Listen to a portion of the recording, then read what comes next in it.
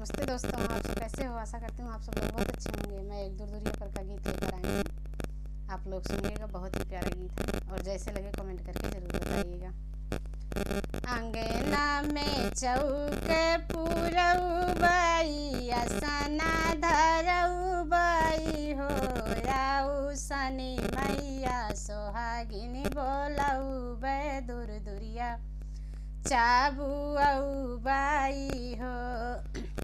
अंगना में चौक पुरौबई असना धरौबई हो, आऊ सनी मैया सोहागिनी बोलौबै दूर दुरिया चाबुआई हो। गंगा जले कलशा भरौबई हो, मिया करौबई हो, मैया घियाना कैदियाना जलौबै दूर दुरिया चाबुआई हो।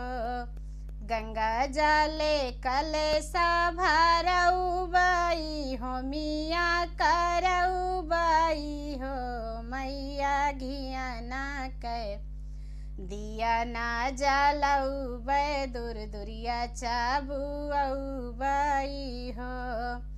सिंदूराया बिंदिया मांगौबई, महावर मांगौबई हो, मैया अपने मैया के सिंगार करौबै दूर दुरिया चाबुआई हो।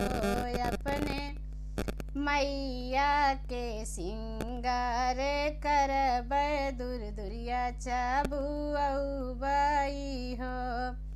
सिंदूराया बिंदिया मांगौबैया, महावर मांगौबई हो, अपने मैया के सिंगार करौबै दूर दुरिया चाबुआई हो। लाई चनाया उलैया मांगौबै, गुड़ा हम मांगौबई हो, हम मैया के भोगवा लगौबै दूर दुरिया चाबुआई हो।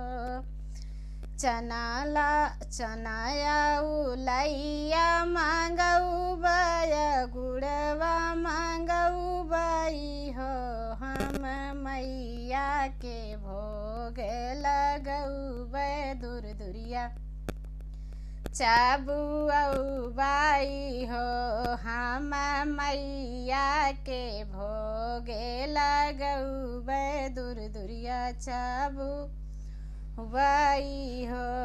मैया के पौआ दबौबै, शीशा झुकौबई हो, मैया के जाई सुहागिनिया शिशिया दूर दुरिया चाबुआई हो। मैया के पौआ दबौबै, शीशा झुकौबई हो, मैया देहाई सुहागिन काया शिशिया दूर दुरिया चाबुआई हो। कैसे के कारी विदैया छोड़त मोहिया लागई, छोड़त मोहिया लागई हो, मैया देहे जायु ये तानी बाचनिया जल्दी फिरियायु हो। कैसे के कारी विदैया छोड़त मोहिया लागई, छोड़त मोहिया लागई हो, मैया देह जाऊ ये तनी बाचनिया जल्दी फिरियायु हो। मैया देह जायु ये तनी बाचनिया जल्दी फिरियायु